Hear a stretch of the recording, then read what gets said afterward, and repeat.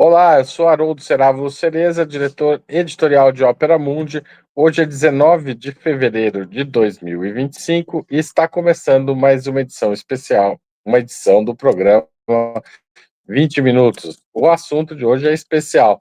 Na sexta-feira, dia 14 de fevereiro de 2025, o presidente argentino Javier Milei fez uma das mais bizarras movimentações políticas dos últimos tempos. E olha que os últimos tempos incluem Jair Bolsonaro no Brasil e Donald Trump nos Estados Unidos. Com um tweet, ele promoveu nas suas redes sociais a criptomoeda Libra, destacando-a como uma iniciativa para financiar pequenas empresas do país. A moeda rapidamente se valorizou, chegando a atingir US$ 5,20, mas logo despencou, resultando em perdas significativas para dezenas de milhares de investidores. Após o colapso, Milei removeu suas postagens e alegou desconhecimento detalhado do projeto. Responsabilizou quem entrou na ciranda pelo, pelas perdas. O escândalo gerou acusações de fraude, investigações judiciais e pedidos de impeachment contra o presidente, abalando a estabilidade política argentina, se é que ela existe. A Argentina é o assunto principal do 20 Minutos de hoje, que recebe o jornalista Mário Santucho. Nascido em 1975, Santucho estudou sociologia na Universidade de Buenos Aires, fez parte do coletivo Situaciones e hoje edita a revista Crises, uma das mais instigantes publicações argentinas. Ele também diz que é um respeitável jogador de beisebol e também escreveu o livro Bombo, El Reaparecido, publicado em 2019. A gente vai falar do Milei, mas é claro que a gente vai começar a entrevista sobre as denúncias contra Jair Bolsonaro. Não perca, nós começamos logo depois da vinheta.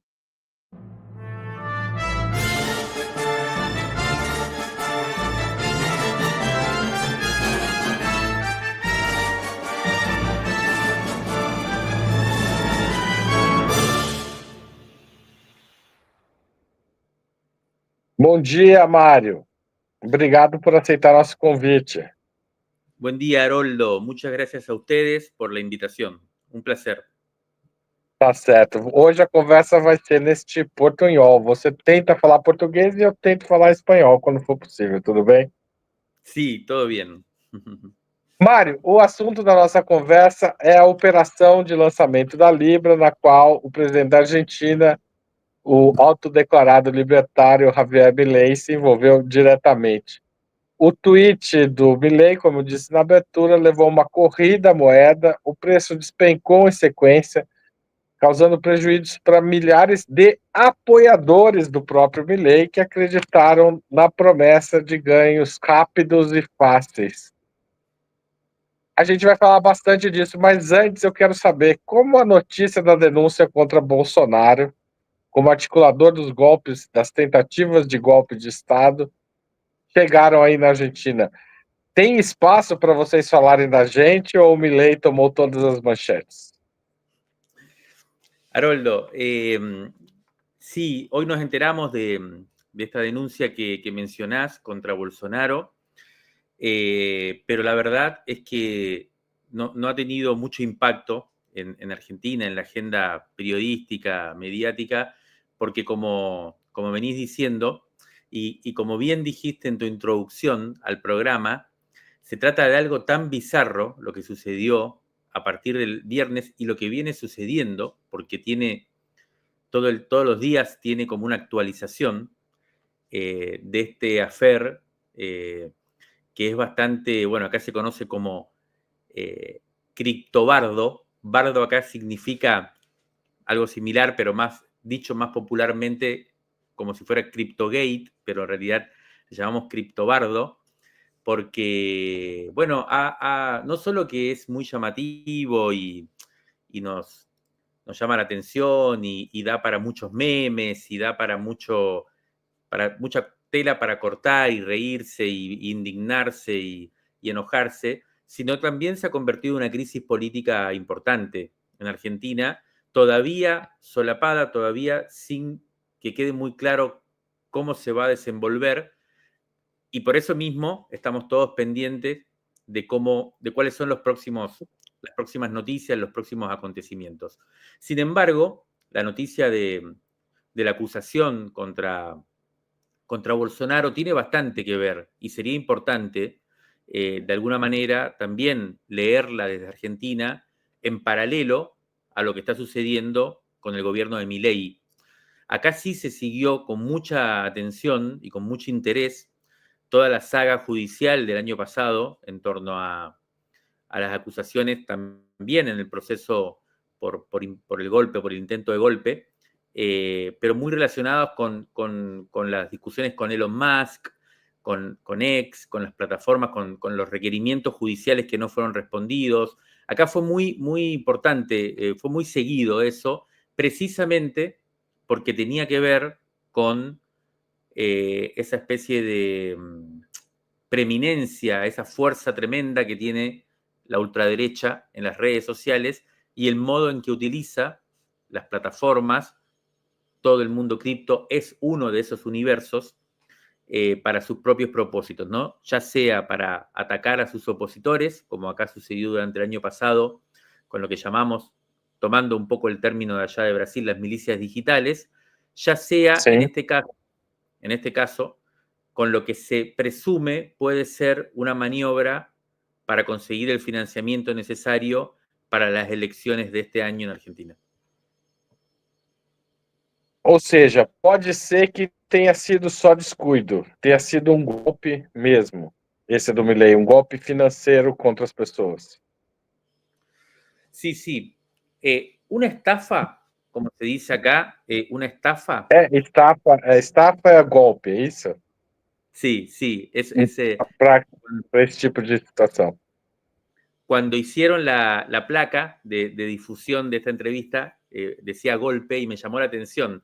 Pero claro, me explicaban que una traducción posible de estafa en portugués es golpe. Pero acá le llamamos estafa y efectivamente una estafa es lo que sucedió, ¿no? Podríamos meternos a explicar un poco mejor lo que sucedió, pero una estafa seguro es lo que aconteció. Lo que pasa es que ahí hay diferentes modos de interpretar cómo se dio esa estafa, quiénes fueron los responsables principales y cuál es la participación de Milei en esa estafa. Y ahí hay muchos todavía cables sueltos, muchas cuestiones por terminar de entender, pero es evidente que Milei estuvo involucrado en esta estafa que trajo como un perjuicio concreto, económico, para muchos miles de personas que apostaron, como vos decías, en general gente que cree en Milei, y que fue aprovechado por un grupo muy chico de lo que se llama bullets, que son las billeteras virtuales, que fueron los que se apropiaron de la mayor cantidad de moneda muy rápidamente del proyecto este de lanzar una moneda que se llama Libra, promovida por Milei, y que se quedaron con todo la valorización que hubo durante un tiempo muy corto, un periodo muy corto de horas, y al retirar ese dinero que habían conseguido a través de esta operación especulativa al máximo, desinflaron el proyecto mismo, destruyeron el proyecto mismo, dejando a toda esta gente que había apostado o que había financiado. Ou seja, a moeda foi anunciada e vendida, e assim que vendida, ela foi destruída, ela já não vale mais nada, é isso? Exacto. ¿Cómo funcionan estas operaciones, estos proyectos que le llaman? Que no es propiamente una criptomoneda, porque son eventos mucho más simples, mucho más volátiles, no llegan a ser criptomonedas. Se les llama meme coin. Entonces son un proyecto de invertir en una operación puramente especulativa en base a la promoción de alguien que le va a dar ese valor, ¿no? En este caso, Milei. Esto sucedió hace poco tiempo con Trump. Trump, al asumir en la presidencia lanzó también una moneda propia llamada Trump en el universo cripto y le fue muy bien. Y le fue muy bien. Rápidamente se valorizó en miles de millones de dólares porque precisamente este tipo de proyectos se valorizan en tanto la gente, muchos inversores apuesten por él, ¿no? Y eso fue lo que hizo Milei. Todo esto era una operación entre algunos operadores de cripto cercanos a Milei, muy cercanos a Milei, asesores de Milei, con los cuales venía ya planificando este evento. Lo lanzaron el viernes a la tarde, como vos mencionabas. La construcción de la arquitectura informática, digamos, para lanzar la moneda, se inauguró minutos antes de que Milei lanzara un tuit promocionándola, o sea que fue toda una operación conjunta. No era un proyecto previo que Milei vio, se interesó y lo difundió, sino que fue toda una construcción conjunta entre estos operadores de Bitcoin o operadores de cripto y el presidente argentino, lanza la difusión de este proyecto, mucha gente invierte y rápidamente sucede algo, que es lo que lo constituye como una estafa, que es que el 80% de los instrumentos monetarios que constituían a esta moneda ya estaban en manos de muy pocos, 3 o 4 personas. Entonces, cuando se larga el proyecto, cada unidad monetaria valía 0,00001 dólar. Milei lo difunde y mucha gente empieza a invertir, por lo tanto, esos instrumentos monetarios empiezan a subir de valor. Llegan a valer más de 4 dólares cada uno. Pero ya el 80% de eso ya estaba en manos de muy pocas personas. Cuando se valoriza, esas personas la venden a las pocas horas de haberse lanzado el proyecto. Y cuando la venden, realizan una ganancia extraordinaria, Claro.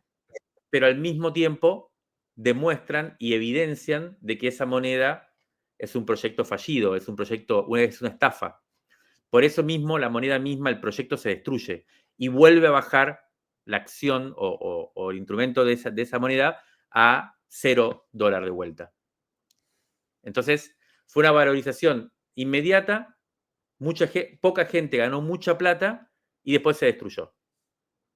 Agora, a oposição argentina está pedindo impeachment do presidente Milei. Você acha que esse caso pode levar o Milei a ser afastado da presidência argentina mesmo? Bueno, Ou esa es una discusión que está en curso en este momento. Esas son las cuestiones que estamos viendo hasta dónde llega esta crisis política. Mi impresión a día de hoy es que no va a terminar esto en un juicio político que logre la destitución del presidente, por varias cuestiones. Pero creo que hay una discusión sobre propiamente el contenido de esta estafa. Es una discusión que es interesante, así como fue interesante la discusión en Brasil sobre las potestades de una plataforma y la relación con un Estado y la discusión sobre la soberanía. Es una discusión política de primer orden, una discusión que además estamos viendo como novedades y que tenemos que repensar nuestras propias categorías al calor de esta disputa y de este acontecimiento. Creo que en este caso pasa algo parecido en relación a la cuestión de las criptomonedas y propiamente de la regulación de las finanzas. Es un evento bien interesante que para mí hay que analizarlo. ¿Qué significa?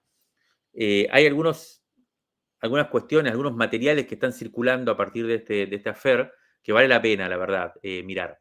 Y hay una discusión, por ejemplo, sobre si lo que pasó no es algo muy común en el mundo de las cripto, particularmente que se definen por no tener regulación de ningún tipo, estatal y demás. De hecho, el presidente Milei y los que están involucrados en esta estafa argumentan de que es una estafa, pero porque el mecanismo mismo es una estafa. Y lo asimilan a la gente que va al casino. Los que invirtieron son como los que van al casino. Ellos saben que van a perder o que es una posibilidad enorme de que pierdan. Entonces no es propiamente una estafa, no es que nadie engañó a nadie. Entonces hay toda una discusión alrededor de eso que tiene que ver con si efectivamente el accionar de Milei es criminal o no, ¿no? Seguro es inmoral, seguro es algo muy, o sea, que un presidente no puede hacer, es una locura que un presidente haga una operación de este tipo. Después hay una discusión de si el acto es criminal o no. Ahí va a depender un poco de la justicia. Sería muy importante que aparezca algún juez o jueza que lleve adelante una investigación como quizás en el caso de Brasil lo llevó adelante Alexandre de Moraes, pero acá hay una gran incógnita sobre si aparecerá un juez o una jueza con esa voluntad política, con esa decisión política de hacerlo, sabiendo que se está metiendo en terreno poco explorado y que precisamente lo que tiene que hacer es abrir camino, pelearse con las plataformas, experimentar, ver. No se sabe, yo a priori creería que no hay jueces con esa voluntad política en Argentina hoy para llevar adelante eso. Y por otro lado, también es cierto, y este es un segundo elemento más político, que Milei antes de este affair no estaba en un buen momento político, tanto en su popularidad, ¿no? En lo que estaban diciendo las encuestas, como en cierta capacidad que se le reconoce de estabilizar de una manera muy, ¿cómo se puede decir? Muy rara o muy sui generis, digamos, la economía, de estabilizar la economía a su propio modo, de una manera que afecta muchísimo al pueblo argentino, pero que en sus propios términos, economicistas, neoliberales, está siendo exitosa su modo de estabilizar la moneda por un lado, la inflación por el otro. Entonces, no es un momento particularmente de debilidad política de Milei este. Pero bueno, este tipo de escándalos, este tipo de cisnes negros, hay que ver hasta dónde llegan, ¿no? Agora, muita gente perdeu dinheiro, mas é provável que muita gente tenha perdido pouco dinheiro, né? Isso talvez nem faça essas pessoas que seguiram Milei se sentirem prejudicadas. Ou seja, não é certo que isso tem um efeito concreto, apesar de tudo que você falou, do absurdo do presidente de fazer isso, tem efeito concreto na popularidade, né?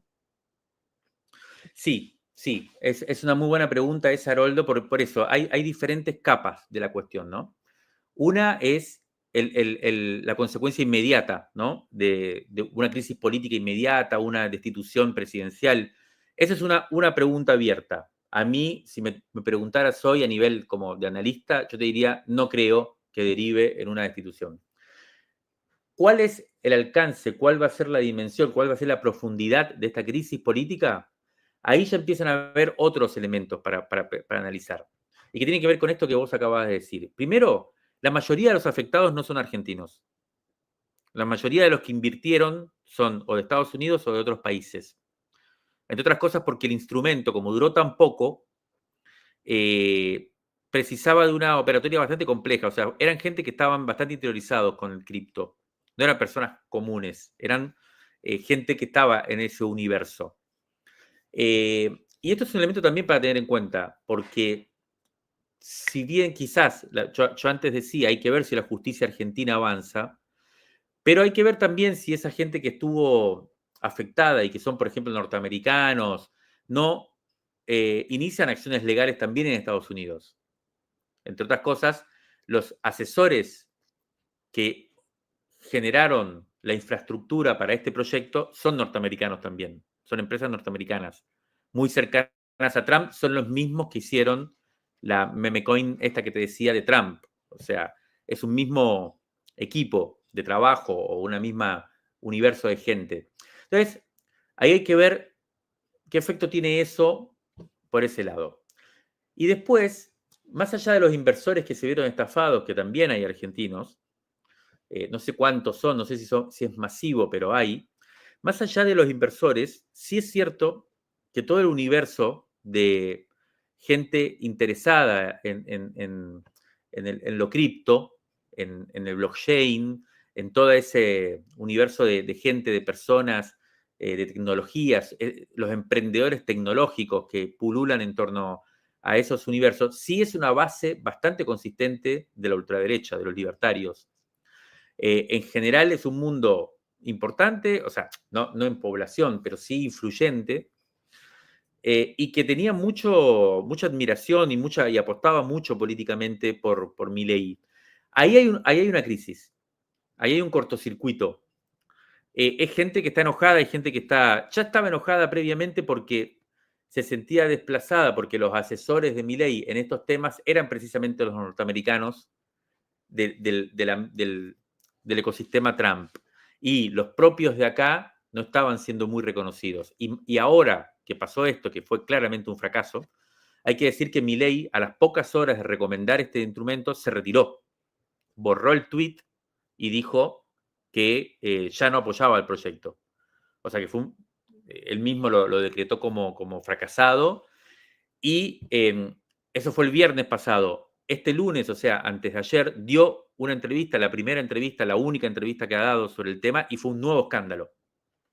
Porque ahí él dijo que no tenía nada que ver, trató de despegarse, explicó un poco esto, pero sucedió algo muy increíble, que fue que su principal asesor, Santiago Eu Caputo... queria, eu queria, eu queria fazer uma pergunta especialmente sobre isso, porque essa entrevista está circulando bastante, inclusive no Brasil, em que o Milei está falando sobre a crise e, de repente, ele é interrompido por um assessor.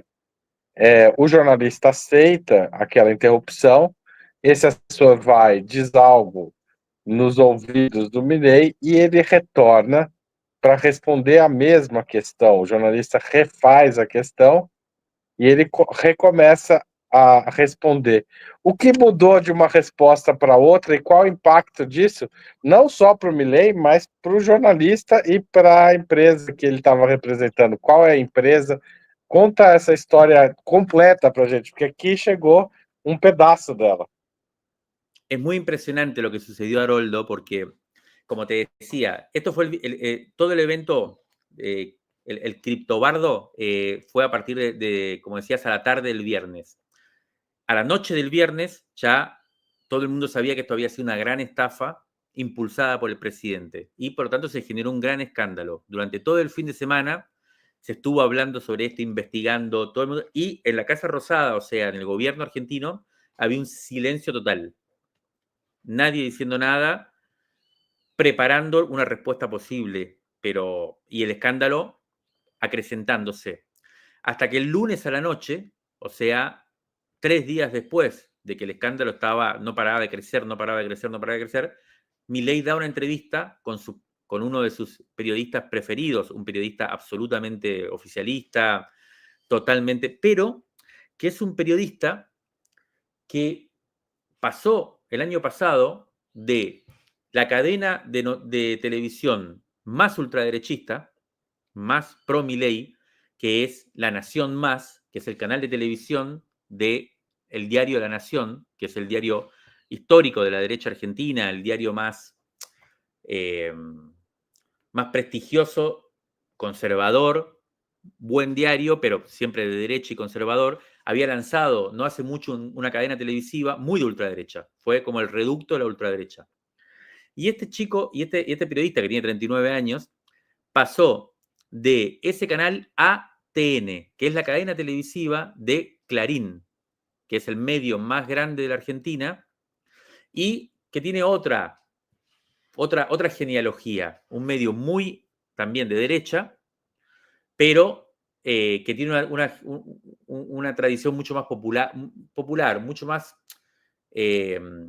no como La Nación, que es el diario conservador histórico de la oligarquía. Este es un diario que fue desarrollista, que surgió en la década del 50, 60, más parecido a Globo, uno podría decir, ¿no? Y llamó mucho la atención porque se filtró, o sea, como vos decías, este periodista le hace una entrevista al presidente de 1 hora donde hablan de esto, muy, obviamente, muy cuidada, en donde el presidente explica su versión y bueno, y va desarrollando su argumento, hasta que al final de la entrevista, el periodista le pregunta, bueno, ¿y cómo va a ser la defensa legal del gobierno, tuya en este caso? Y él dice, no, eso se lo voy a delegar al ministro de Justicia, Mariano Cunio Liberona, que es un abogado nefasto, uno de estos abogados mediáticos, que es increíble que sea ministro de Justicia. Y ahí ingresa el principal asesor, es como el monje negro de Milei, que se llama Santiago Caputo, que es una especie de, uno podría decir, ¿cómo se llama? El Steve Bannon, una especie de Steve Bannon de las Pampas, ingresa y corta la entrevista y le dice, no, eso no se puede hablar. Y el periodista, bueno, como vos decís, acepta, se queda así, acepta cortar la entrevista, sacan ese pedazo, pero después que la entrevista termina, circula ese momento de la interrupción. Aparece, se filtra. Y la gran pregunta es quién lo filtró.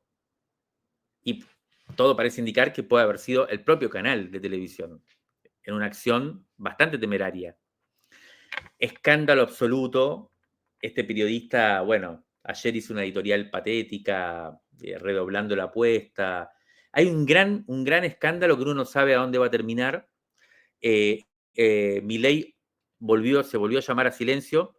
Ahora hay una gran disputa dentro del gobierno. Esto puede llegar a terminar también con la salida del gobierno de Santiago Caputo, que sería un evento crítico, que sería un evento muy importante, porque es, digamos, el gobierno argentino hoy, todo el mundo sabe que es un tridente. Milei, Karina Milei, la hermana del presidente, a la cual el presidente la denomina el jefe, aunque es su hermana, y que es la secretaria general de la presidencia, y Santiago Caputo, que no tiene cargo, pero que es como el estratega principal del gobierno. Esto puede llegar a derivar. Ya acaba de salir hoy a la mañana el jefe de gabinete del gobierno a decir a hablar mal de Santiago Caputo. Ahora hay una gran ola de cuestionamiento a Santiago Caputo, y creo yo que eso está bastante conducido para dejar en un segundo plano a alguien que me parece que fue central en este escándalo, que es Karina Milei, la hermana del presidente. Porque Karina Milei era el verdadero contacto entre el gobierno argentino y todos los operadores de las criptomonedas.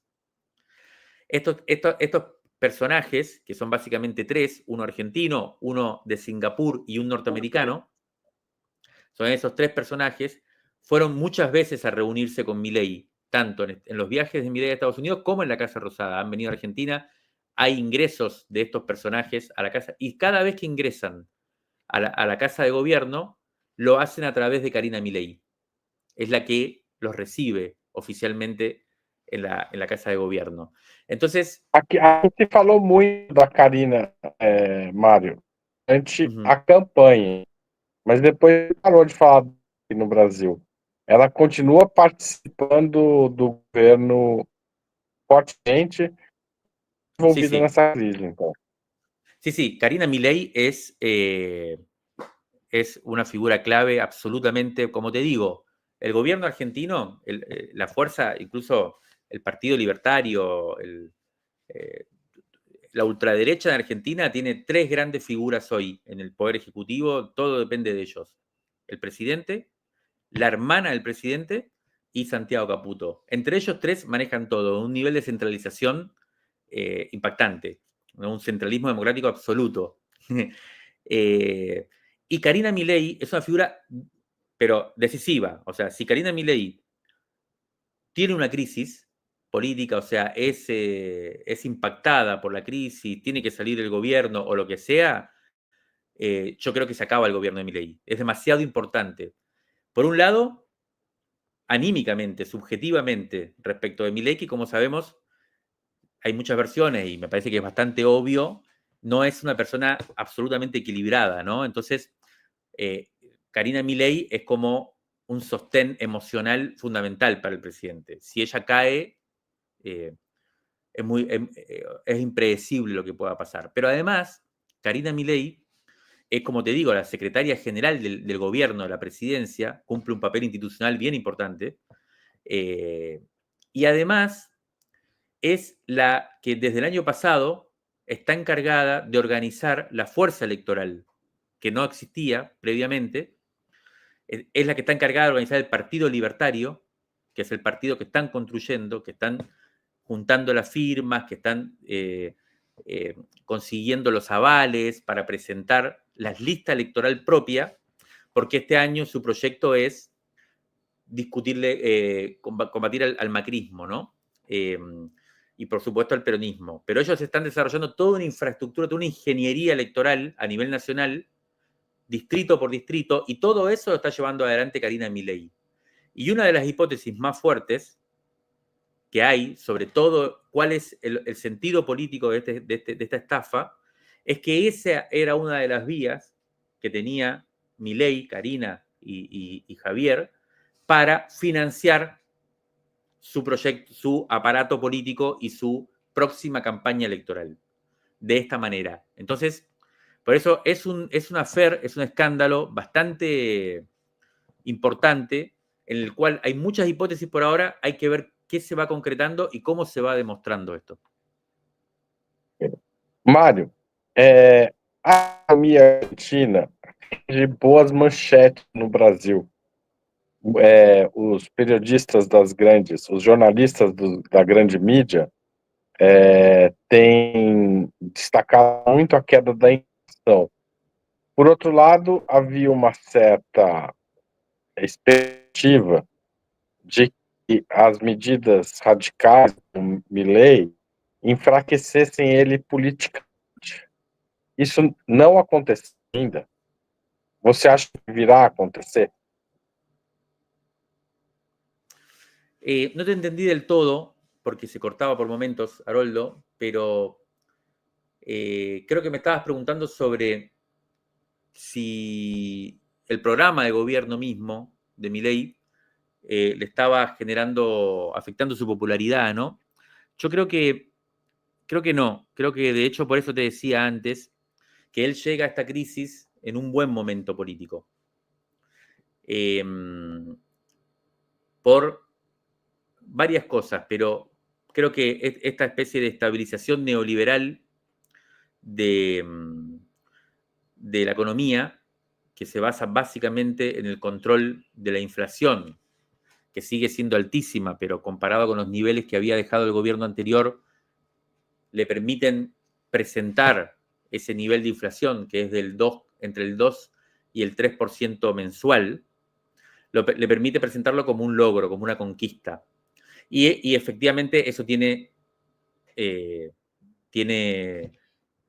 carnadura en la realidad cotidiana de las mayorías, porque en su momento llegó a haber un índice de inflación de más del 10% mensual. Esa reducción le permite a la gente tener una especie de sensación, por lo menos, de cierta estabilidad, que es muy precaria, pero que es constante y sonante. Y la otra también, muy relacionada con esto, es el control de la moneda, de la devaluación, ¿no? De hecho, ahora está sucediendo algo que seguramente ustedes desde Brasil lo habrán percibido, que es una especie de apreciación muy grande de la moneda argentina, que le permite a muchos argentinos ir a Brasil y que de hecho hace que Brasil hoy esté barato para los argentinos y las argentinas. Entonces, esto, que tiene que ver con lo económico, le ha dado a Milei, por lo menos momentáneamente, cierta estabilidad y también popularidad. Y el otro gran tema, vos preguntabas si las medidas radicales de él, porque efectivamente han sido medidas radicales de ajuste, de desregulación de la economía, ha llevado muy a fondo su programa, no se ha moderado demasiado. Y vos me preguntabas si esta radicalidad no le ha restado apoyo. Creo que al contrario, creo que esa radicalidad es un aval también para mucha gente que lo ve como alguien que trata por lo menos o hace lo que dice que va a hacer, a diferencia de la mayoría de los políticos que en general dicen una cosa y después hacen otra. Y eso también le permite a Milei hasta ahora aparecer como alguien con cierta singularidad dentro del sistema político, ¿no? Y va conformándose y va quedando en una especie de centralidad muy, muy grande, que también es, como suele suceder con esas centralidades tan grandes, muy frágil. Y quizás ante eventos como estos puede generar cimbronazos importantes. Él ahora está yendo, esta noche, como te decía, viaja a Estados Unidos, va a participar en una nueva cita de la CEPAC, de estos eventos de la ultraderecha global dirigidas desde Estados Unidos, y también se va a reunir con Kristalina Georgieva, la presidenta del FMI, en lo que puede ser una reunión bastante clave, porque él necesita de un acuerdo con el FMI para poder llegar a las elecciones sin sobresaltos financieros. Y eso es una gran incógnita, y hay que ver también cómo este escándalo repercute en su relación con el FMI. Como são as relações da Argentina com o Estado brasileiro e com o governo Lula? ¿Cómo, Haroldo? Perdón, de vuelta a la pregunta. Como estão as relações do governo argentino com o governo brasileiro e com o Estado brasileiro? Tendría que fijarme bien, Haroldo, eso específicamente, pero tengo toda la sensación de que la relación es muy fría, está reducida a lo mínimo indispensable. Tengo toda la sensación de que no explotó un conflicto entre países porque pusieron paño frío, tanto desde Brasil como de acá, desde Buenos Aires, desde Argentina. La única, creo que desde que es presidente, Milei fue 2 veces a Argentina, a Brasil, si no recuerdo mal. Una primera, que fue cuando fue a participar también de un evento de la CEPAC, en donde estaba organizado por el Bolsonaro. Y Milei ni siquiera viajó, ni siquiera avisó formalmente de que iba. Fue un desplante muy grande. Fue muy mal tomado por los brasileños, me acuerdo, por Itamaraty.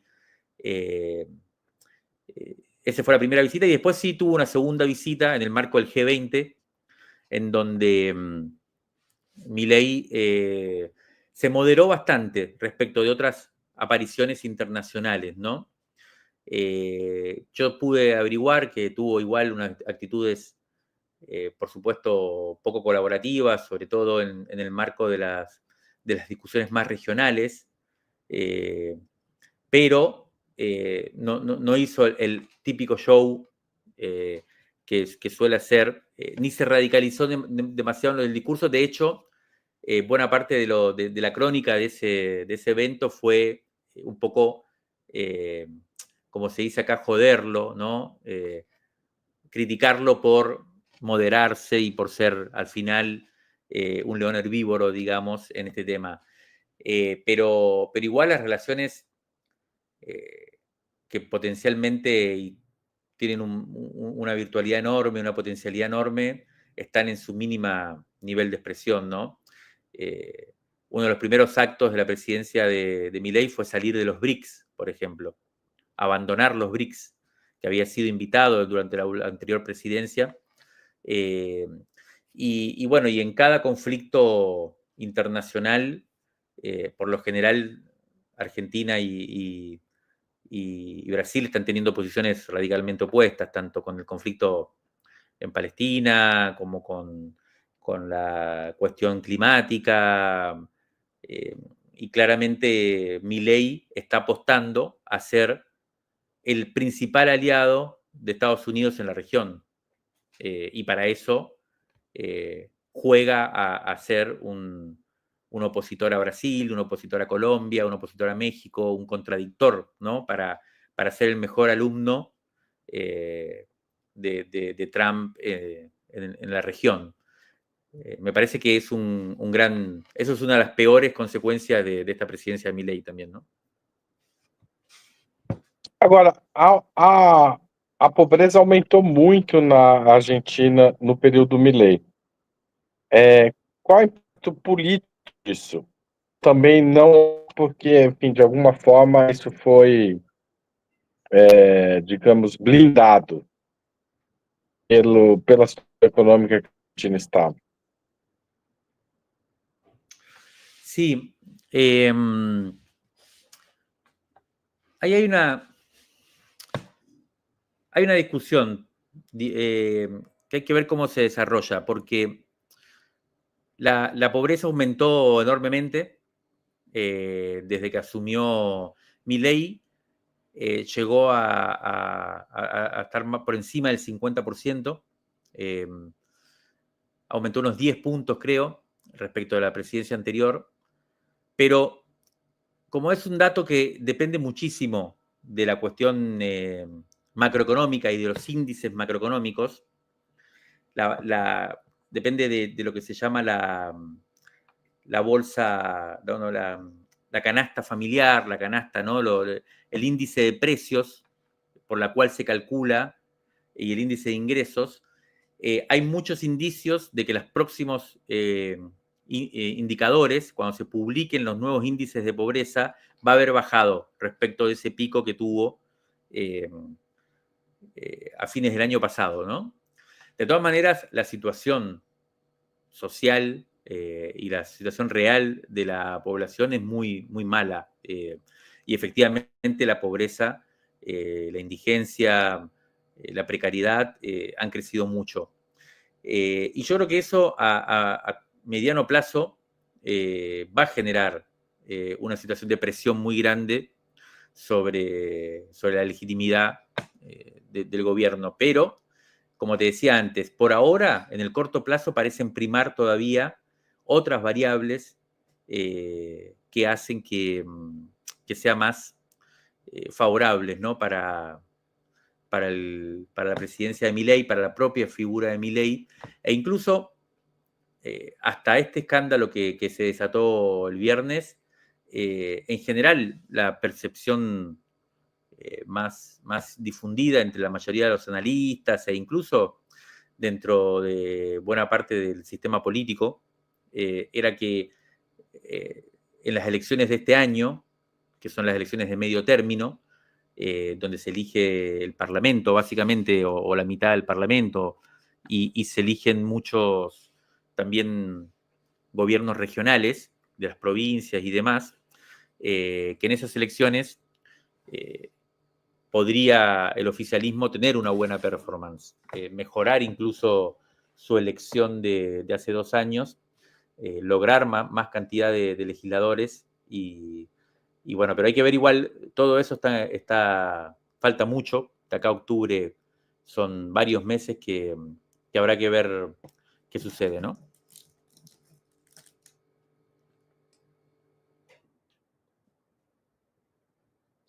Acho que o Haroldo teve um probleminha de Sim. conexão.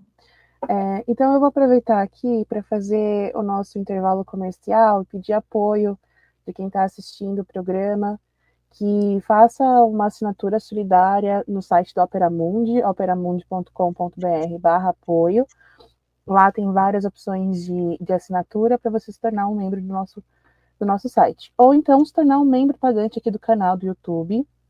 Aqui no YouTube tem o botão de ação para vocês se tornarem membros e apoiarem o jornalismo de Opera Mundi.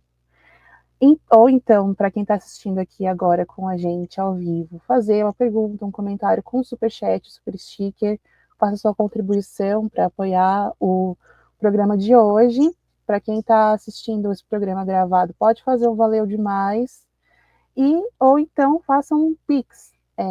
A chave Pix é apoia@operamundi.com.br. Faça o valor que vocês puderem. Eu vi que já temos uma contribuição de Pix do doutor Angelical, que fez R$50 de Pix para a gente. Então, muito obrigada e incentivo vocês a fazerem um apoio. Vamos ver se o Haroldo voltou. Ele está com alguns problemas de conexão. Aqui, que não. Vamos aguardar um minutinho.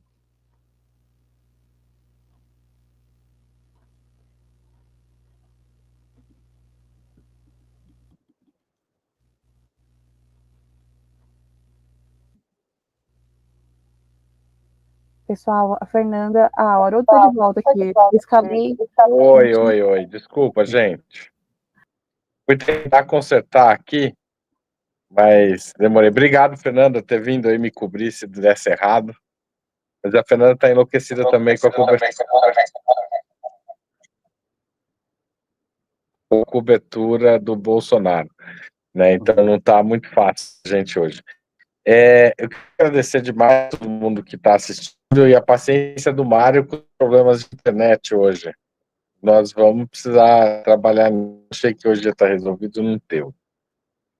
Mas, ou seja, aquela perspectiva de um governo talvez curto por excesso de voluntarismo passou, né? Milei vai chegar até o fim do mandato e é possível que construa um partido de ultradireita. A esquerda argentina está num momento especialmente difícil. Tem um texto no site de vocês sobre isso, lá na revista Crises, né? No final do ano passado. Sí, esa es una gran discusión. Ese es otro de los elementos que hacen y que para mucha gente acá y muchos analistas consideran que también es parte de la fortaleza del gobierno de ultraderecha, ¿no? Que es que existe una crisis muy grande en la oposición, en lo que se puede llamar el progresismo, en Argentina, el campo popular y en la izquierda. Hay una especie de agotamiento, ¿no? Un agotamiento fuerte de imaginarios, de ideas, de horizontes. Hay una especie de sensación de cierre de ciclo, ¿no? De que aquella serie de ideas, de programas, aquellos liderazgos que durante todos estos primeros 20 años, uno podría decir 25 años del siglo, tuvieron un gran protagonismo, lograron de alguna manera representar buena parte de las expectativas y de los deseos de la población, o de los sectores populares por lo menos. Bueno, hoy están ya un poco agotados, ¿no? Están como... siguen de alguna manera anclados en lo conseguido o en lo desarrollado durante el tiempo en el que fueron hegemónicos, digamos, ¿no? Que lograron concitar un consenso importante y lograron tener éxitos en sus propios gobiernos, ¿no? Y eso se nota, eso parece ser algo bastante percibido, bastante como acordado, uno podría decir socialmente, ¿no?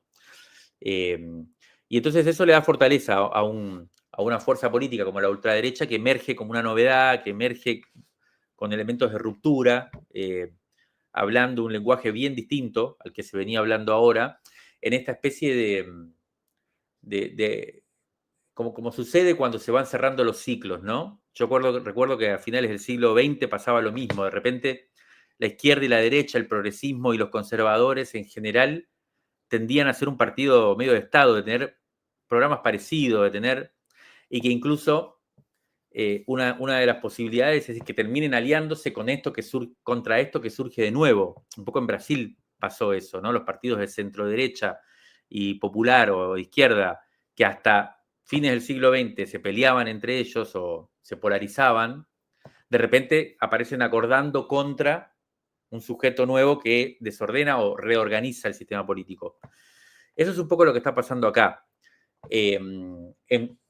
Acá hay una pregunta por si puede volver a aparecer una figura como la de Cristina Fernández de Kirchner, que sería lo más equivalente a Lula que podría haber en Argentina y que ya jugó un papel parecido hace unos años, en el 2019, cuando en ese momento gobernaba Mauricio Macri, otro exponente de la derecha fuerte, no de la ultraderecha, pero sí de una derecha liberal, neoliberal. Y Cristina Fernández de Kirchner logró unificar a buena parte a todo el peronismo y a todo un sector amplio del espectro político para desplazar a Mauricio Macri, un poco como Lula logró hacer respecto de Bolsonaro, ¿no? Hace poco. Hay una pregunta sobre si Cristina puede volver a jugar ese papel. Hay muchas dudas sobre eso, porque 2 veces seguida es difícil, porque Cristina también, de hecho, fracasó rotundamente ese gobierno que ella promovió, el de Alberto Fernández, ¿no? Entonces, y también aparece una pregunta por si puede haber una renovación de esa fuerza política, ¿no?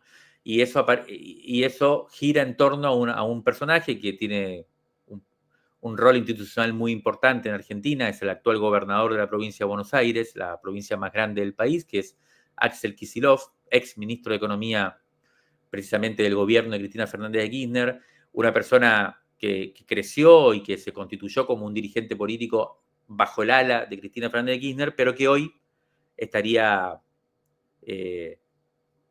envuelto en tensiones, ¿no? Con el sector más kirchnerista del peronismo, y no se sabe muy bien cómo se va a desenvolver esto. En todo caso, hay una discusión en ese sentido entre una lógica que sigue girando en torno a lo ya mostrado durante principios de siglo y en torno a Cristina, y otra lógica que no termina tampoco de desplegarse del todo, que va en torno a una renovación, a nuevos liderazgos, pero que tampoco, no sé, es difícil. Bueno, ustedes conocen también de este debate. Es difícil que logren desplegarse los nuevos liderazgos si los anteriores liderazgos no lo habilitan, no lo permiten. Y bueno, y también aparece la pregunta por si la posibilidad, la necesidad de un relanzamiento de la izquierda no implica un movimiento incluso más de ruptura que de renovación, ¿no? Emulando un poco lo que está haciendo la ultraderecha, en el sentido de una radicalización efectiva, una emergencia, una aparición de algo nuevo, de algo distinto, de algo que no esté tan preocupado por cómo mantener el status quo y esté más preocupado por cómo abrir realmente una novedad política, un horizonte. Y entonces ahí aparece esa discusión, ¿no? Entre si se recupera una frescura y una radicalidad o se tiene como valor principal a la unidad. Y entre la unidad y la radicalización no es fácil optar. Quizás no haya que optar, pero tampoco es tan fácil hacer las dos cosas. Ese es un poco el debate que está teniendo lugar acá, en la izquierda. Muito bem, Mário. Mário, a gente sempre pergunta aos nossos entrevistados e entrevistadas que filme e que livro eles sugerem aos nossos espectadores e ouvintes. Quais são as suas sugestões para a gente encerrar essa conversa excelente sobre a situação argentina? Sí, yo ahí pensé, si es un libro y es una película, me quedé pensando un poco y creo que quería proponerles 2 brasileros y brasileras. Es difícil, ¿no?, mencionar un libro si es el que más me influyó, y bueno, ahí habría que hablar de otro tema, pero me gustaría mucho sí mencionar 2 libros. Un libro que para mí fue muy importante en su momento y que es un gran libro, que se llama Micropolítica, Cartografías del Deseo, de una gran amiga brasilera que se llama Sueli Rolnik, psicoanalista, filósofa, en conjunto con Félix Guattari, y que me parece un gran libro precisamente por cómo es un esfuerzo de relanzar el pensamiento de izquierda, el pensamiento emancipador, con una radicalidad muy fuerte, pero también con una capacidad contemporánea muy grande, ¿no? De sintonizar con las nuevas subjetividades, de cartografiar las nuevas materialidades también, reconocer los problemas más contemporáneos y a partir de ahí relanzar un proyecto emancipador, una teoría política revolucionaria, pero a partir de esas nuevas condiciones, ¿no? No tanto ser tan deudor de las viejas herramientas conceptuales, que por supuesto que siguen siendo muy útiles, pero que quizás no responden a los movimientos del presente. Y este libro de Sueli Rolnik recupera un poco ese momento de fundación del PT en Brasil, los primeros años 80, y todo un momento de efervescencia de constitución de una nueva energía política, que dio tal lugar, por lo tanto, a un nuevo proyecto y a un nuevo partido, pero sobre todo refleja mucho eso, refleja ese momento en el cual el nuevo sindicalismo estaba descubriendo un poco ese nuevo clasismo, uno podría decir, donde la teología de la liberación estaba en pleno auge y tenía una capacidad muy grande de dialogar con los sectores populares y sus nuevas religiosidades, pero donde también estaban todo el feminismo y la verdad que es una especie de como de magma o de caldo de cultivo de una novedad política que sería muy interesante que podamos reconectar con eso, por supuesto, en la actualidad. A mí me da la sensación de que hay un cierre de ciclo de ese tipo y que necesitamos escuchar mucho, tratar de conectar con esos nuevos flujos, esas nuevas materialidades para poder entonces sí relanzar un lenguaje y un proyecto político nuevo. Y a nivel de película también quisiera recomendar una película brasilera muy más o menos reciente. Yo la vi hace muy poco, la vi en este verano, precisamente, aunque es del año 2017, y desde un documentalista que se llama João Moreira Salles, que a su vez es el fundador de una revista que a mí me gusta mucho que se llama Piauí. Ese es su último trabajo, que se llama En el intenso ahora, y es una película sobre el 68. Otro momento bien interesante para recuperar hoy. Y es una especie de registro familiar porque tiene que ver mucho con la mamá de João Moreira Salles. Y que, bueno, se transcurre entre París y el 68 francés, entre China y un viaje que hace la mamá de João Moreira Salles a China y un descubrimiento tremendo y imágenes muy impactantes de China, muy lindas, muy, muy interesantes. Y también nos traen a colación el lugar que tiene China hoy en nuestra realidad, ¿no? Cada vez más potente, cada vez más importante. Y también en Brasil, ¿no? El 68 en Brasil y la dictadura. Y la verdad que bien interesante esa película, muy linda además desde el punto de vista cinematográfico, así que me gustó mucho y la recomiendo.